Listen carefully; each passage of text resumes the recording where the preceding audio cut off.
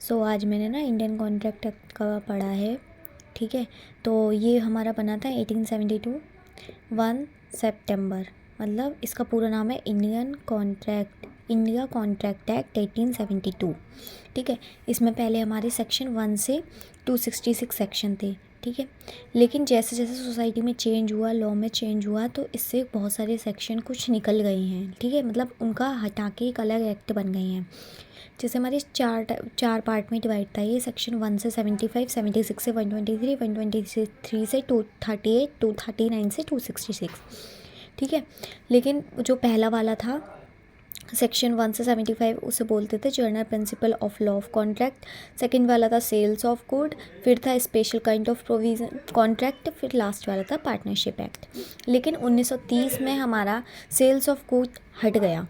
ठीक है, good sales of good मतलब जो भी चीज़ हम खरीदते हैं सामान वगैरह, उसके लिए कौन कौन से नियम वगैरह पालन करने चाहिए। ठीक है, वो हमारा हट गया।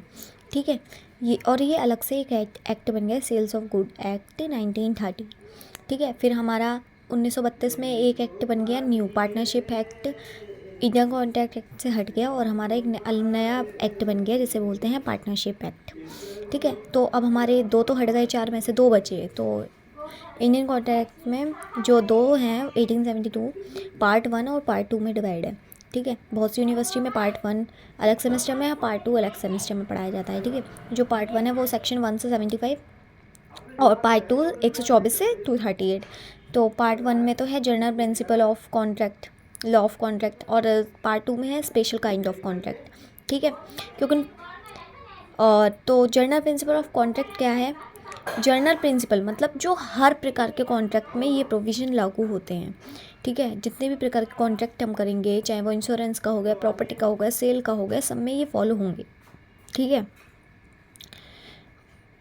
और ये भी है कि ये इलीगल कामों के लिए फ़ॉलो नहीं होंगे, जो भी हमारे इलीगल काम होंगे उसके लिए फ़ॉलो नहीं होंगे।